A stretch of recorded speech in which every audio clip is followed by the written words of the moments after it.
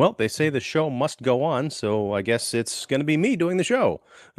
Yes, welcome. I'm Ian Simmons of Kicking the Seat, and you, if you're tuning into this live or in the future, are here to watch me talk about The Equalizer 3, directed by Antoine Fuqua. This is of course, the third installment of the wildly successful Denzel Washington starring franchise that was based on a TV series from the 1980s.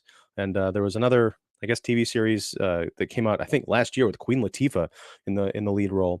But this has nothing to do with that. This is its own franchise. And yes, uh, I believe a number of Earth's mightiest critics who would be with me tonight are actually at the press screening of A Haunting in Venice. So I guess, and I'm not sure how many of them even saw The Equalizer 3. There was I was going to say famous, but I think it's only famous in critic circles. Minor dust up, or major, depending on who you ask, regarding the film studio not screening the movie for critics, except for, I think, in New York and LA, thus completely flying over the Midwest, as sometimes they do. But I paid to see it. And so now we're going to talk about it. So, yes, if you want to jump in and join the conversation, you can certainly do that. I'll take all your questions and comments down below. Yeah, if I see a little swimmy tonight, there's two reasons for that. One, I wasn't intending on flying solo, and two, after 3 years of dodging the bug, I finally got COVID. So yes, no more movies for me for the next week or so. At least not going out into the theater. Yeah, there won't actually be a live show next week. I guess I should not bury the lead. But yeah, we're going to talk about The Equalizer 3, a movie that I have a strange history with this franchise. I never watched the TV show in the '80s. I never watched the Queen Latifah version that was on, like I said, last year. And as far as this franchise goes, David Fowley of Keeping It Real and I watched Equalizer 2, and we did a podcast about this back in, it would have been 2018. So yeah, like half a decade ago. And it was a really fun show.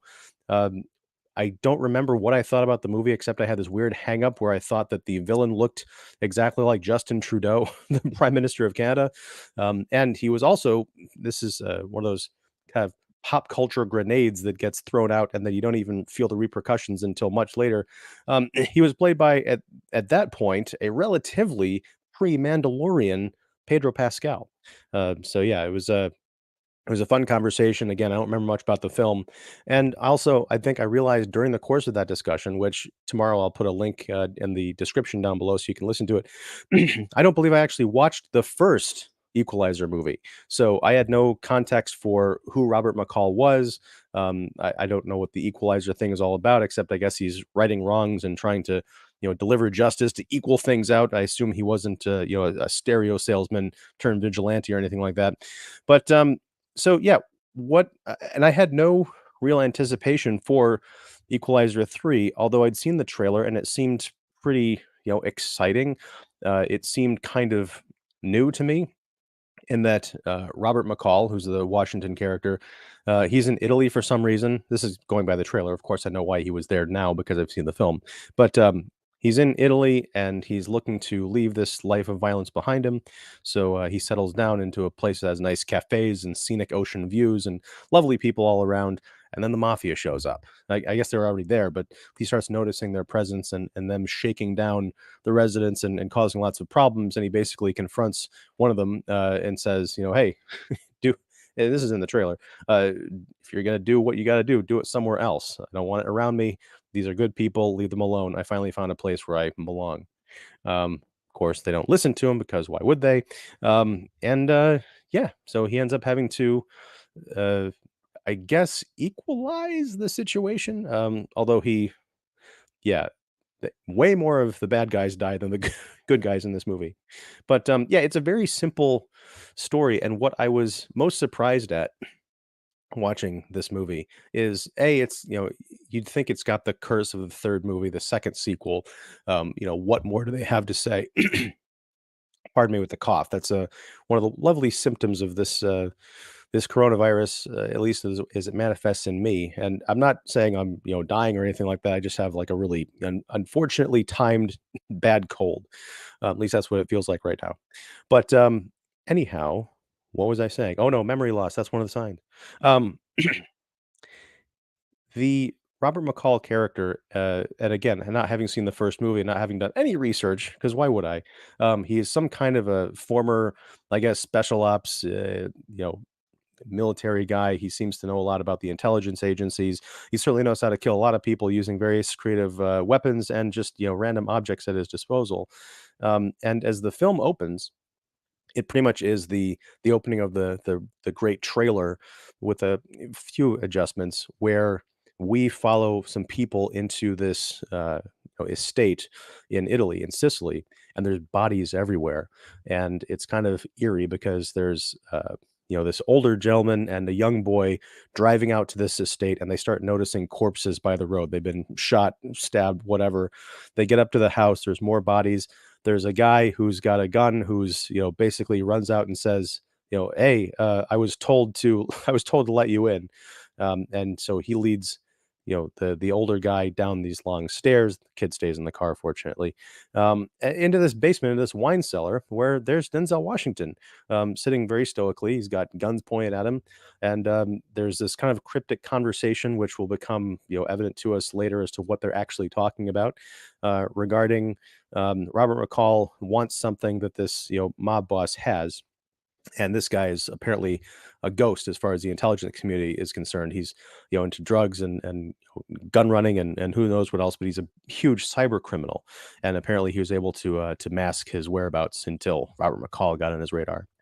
Yeah, there's shootouts and violence and everything, and the mob guy dies. You know what? I should probably put the put the spoiler banner on just in case I don't want to ruin anything. But if you've seen the trailer, you can pretty much guess how that scene would play out. And considering it's the first scene of the movie, well, yeah, he's not going to. Robert McCall doesn't have people arrested necessarily, especially in a one-on-one situation. But yeah, so he McCall is injured during this encounter, very seriously so.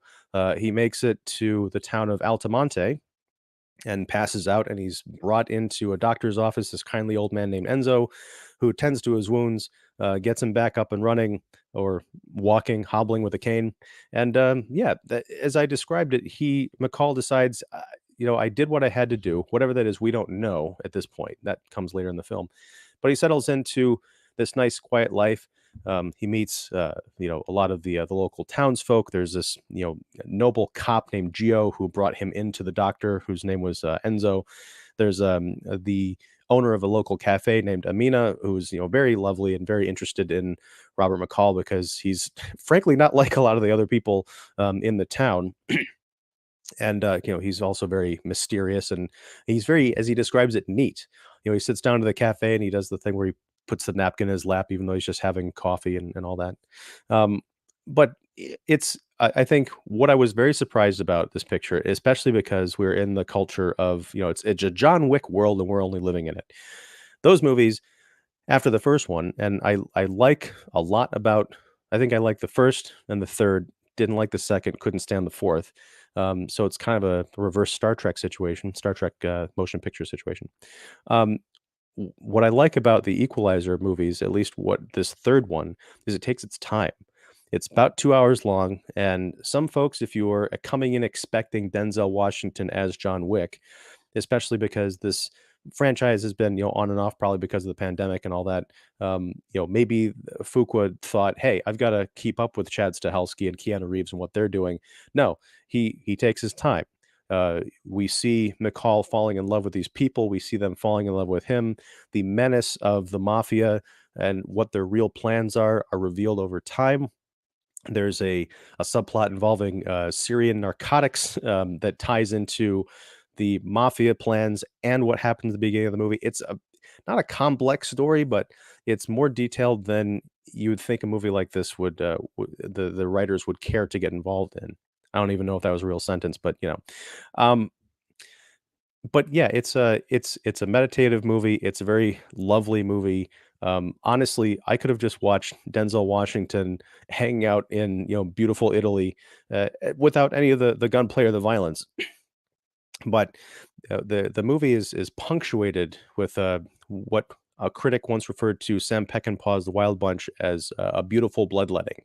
The opening scene that I mentioned, the attack in Sicily, the house fight was, brutal and graphic and really set the stage for what we're in for. It gets a lot worse as the movie goes on, or better, depending on your taste. Um, but throughout, as the story unfolds, you it's very easy to forget that this is, a violent, action movie, except we get these little reminders here and there. There's a scene where Vincent and Marco, they're the brothers who are the mobsters. They go to an apartment building that they need to clear out, and there's a person who refuses to sign over things. And yeah, they take the guy's grandfather, and they who's sleeping in a wheelchair when we see him, and they hang him by a noose and throw him out the window, and leave him swinging, and leave his body up there as a reminder to the people to, not mess with them. So it it's brutal. It's hard to watch in some cases because one of the things that, and maybe I was being too generous. Maybe this is like the pre-COVID head. I don't know if I was, not in the right mindset, or maybe I was in the right mindset to enjoy this. I didn't see a lot of these tropes coming, or if I did see them coming, I appreciated that Fuqua was able to deliver them in ways that seemed fresh. All of the actors seemed invested. I didn't get the feeling that any of these characters or actors were just going by rote, like, "Oh, this is how action movies are." That felt like a real story. In some cases, I was. It's gonna sound crazy, but I was reminded of The Godfather, or Godfather Part Two, specifically when Michael's, kind of wandering around um, Sicily. Yeah, and trying to figure out, reconnect with his family, and falling in love and all that business. But yeah, when there is violence, it's often shocking. It's artistically done, if you can believe it. There is a scene, for example, where a character gets a long spike and driven from, behind, through his neck. It's very very Friday the 13th. There's a lot of Jason Voorhees kills in this movie, and it's done in the dark, so you can kind of see what's going on. You mostly see the aftermath later, but I think it's the sound design and the way that the light does hit, like, what you can see is pretty gruesome. So it's fun, but it's also not fun. Um, I have the spoiler tag up down the Chiron down below, so you've been warned. But I will just say that one of the things I dug about this is, um, at the towards the end of the film, there's the big kind of, Western showdown of Robert McCall in the town square, squaring off against Vincent. His younger brother Marco has been horrifically killed, along with a number of his goons, in what I thought was a very surprising staging. Um, Again, maybe other people saw this coming. I certainly did. Did not. I was caught up in the moment. But so yeah, Vincent is facing down against Robert, and everybody is standing around watching, and you realize that the mob has this town so under its grip of terror that they're all afraid to help him. And he's got guns on him, and eventually they whip out their phones, and they start recording this guy Vincent, who is a businessman, and he's got plans for the town, and it would be very not very advantageous to have this kind of a violent, threatening act, uploaded, shall we say. So he does the thing where he's like, "Hey, we're gonna finish this tomorrow. We're gonna come get you." And this is where Denzel Washington, an Oscar-winning, high caliber, amazing actor, he's kind of weird in this movie in a way that I didn't recall him being, this eccentric in some of the other films. But he's like yelling. He's got the attitude. He's like, "You better hurry up. I'll do it right now." Just But essentially, the bad guys go home, and back to, I can't remember if it was Sicily or somewhere else. It was not in the town of Altamont, I don't believe, because they're geographically distance from this town. But they go home, they're sleeping, they're getting ready for the battle. But McCall finds out where they are, and he takes the battle to them and takes them out, kind of, the old ninja movie style, or Friday the 13th style, in these horrific ways. And yeah, he, bests the Vincent, the head bad guy, by essentially kicking the crap out of him, and then forcing a whole bunch of those Syrian narcotics down his throat, and then telling him basically, "You have 6 minutes until your heart explodes." And so he follows Vincent around. He had him tied up, but he lets him go. Vincent stumbles out of the house and through the streets, and he's like foaming at the mouth and crying, and it's horrific. And people see him for the fallen, mobster that he is. And yeah, there's this movie isn't about being a cliche action movie badass, which I think is what some of the John Wick movies again have fallen into. Unfortunately, this feels very fresh. It feels almost like a samurai type of movie. Again, it's very stoic, and oddly enough, I haven't even mentioned Dakota Fanning. She's in this, playing a CIA financial analyst that McCall ropes into solving a problem that he doesn't even realize is connected to the overall mafia plot until much later in the film. But she tracks him down, and they have some witty banter, and they end up helping each other. I mean, it's all very predictable in that way, but I like their chemistry. They're very charming, and you realize later on that they do have a connection that runs much deeper than what is alluded to in this film, which I guess harkens back to something that happened in the first movie.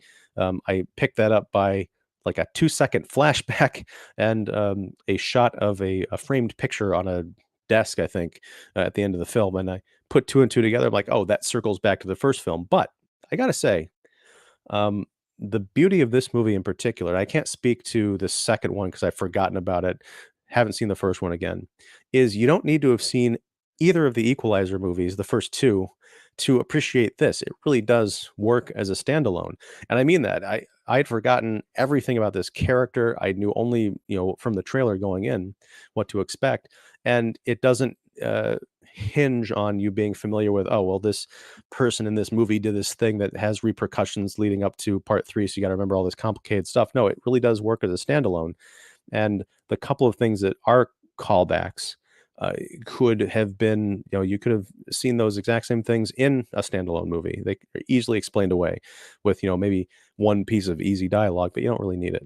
So I mean, the long and short of it, and I'm going to keep this short. Usually, these conversations go for 45 minutes to an hour, but I am literally sitting here, talking to myself. I've had a couple of people drop in and drop out, so maybe they'll catch up later, and maybe they won't. But yeah, usually the back and forth, the round tableness of these discussions is what allows them to go on as long as they do. But yeah, I'm going to keep this short. I think go get some sleep. But long and short of it is, Equalizer 3 is a beautiful movie, and I feel so strange saying that. I don't know why the studio was afraid to put this out in front of, mainstream critics. It was number 1 at the box office. I was looking up some statistics earlier. It's like the second highest grossing Labor Day film, weekend film of all time, behind Shang-Chi from last year, whenever it was. It may be the biggest premiere in the franchise's 3-picture history. And it's got, if you go by the tomato meter, and I'm, of course, a tomato meter approved critic, if that means anything to you. But yeah, it's like 76% critics approval and 94% audience approval or something. So pretty well aligned, which is something you don't necessarily see, and especially in films like this. So yeah, I was very pleasantly surprised. I was moved. I was invested in the characters. And again, I don't think this works. It's going to sound so obvious, but I don't think this works without Denzel Washington. Keanu Reeves is a fine actor, but it's not such a stretch to see him, be in an action movie. I mean, he's been in tons of them, like Speed, of course, and the John Wick films. But you look at someone like Denzel Washington, and he's been in all different kinds of movies. But at this stage in his career, like, really, you want to be an action hero? What's that all about? And Antoine Fuqua, and he did, Training Day 20 years ago or more now. So I really like this pairing of this actor and this director. This, I guess it's a muse type situation. And even though this is being billed as the final chapter, and I kind of hope it is, because at the end, again, spoiler alert, right down there. McCall does seem to get what he's after. And I like that. Again, I'm going to compare this to John Wick 4. Spoilers, if you haven't seen John Wick 4, he dies at the end of that movie, and it's the kind of the cool badass thing to do is you kill your tragic hero. They've announced John Wick 5, so he's gonna come back a la Superman at the end of, was it Dawn of Justice? I don't know. So it's no big surprise here, but it's just nice to see a character who's had kind of a troubled life, that wants to move on, that wants to do good, that has all these abilities that he uh, I get the feeling doesn't really want to have, or he understands the weight of what he's had to do in his life, in his career. Just say, hey, I choose a different path. I want to be peaceful. I want to, connect with people instead of breaking the necks of people. That almost worked as a rhyme. But yeah, it's strange. I could see this splashed across the poster or an internet ad.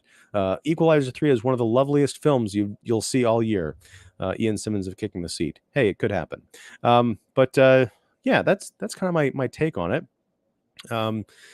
I don't know, again, if other critics on the panel, the would-be panel, have seen it. I know David has. I don't remember what his thoughts were. I don't think he was quite as knocked out. And it's unfortunate because I was hoping we could kind of talk through some of this, because this goes back to a couple weeks ago now, our conversation about Retribution with Liam Neeson, which I think is now on demand. Another action movie that has a lot of cliches in it, but I think really works with those cliches and tries to come up with a take that, again, even if you know it's coming, the performances remind you that the characters don't know it's coming, and that's very key to enjoying, I think, escapist, escapist fiction. Is there escapist nonfiction? There's got to be, right? Anyway, yeah, I'm gonna leave it there. So, did you see Equalizer 3? The Equalizer 3. Did you like it? Did you love it? Did you hate it? What am I getting wrong here? Was it, the curse of the third movie, or was it the kind of thing that you walk out of it and say, I could watch another one of these, but I kind of don't want to because that would betray the spirit of what I just saw? Let me know down in the comments below.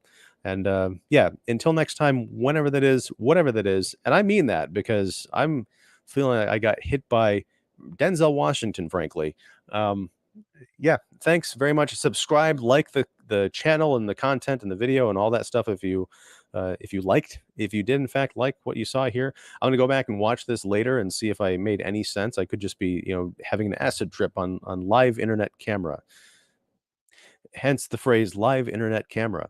Anyway, also, Earth's Mightiest Critics, if you're unfamiliar, we get together, we start off talking about comic book movies, but now it's kind of morphed into talking about new releases in general. So all their information is down below. There are several of them, despite what you are seeing right here now, just me.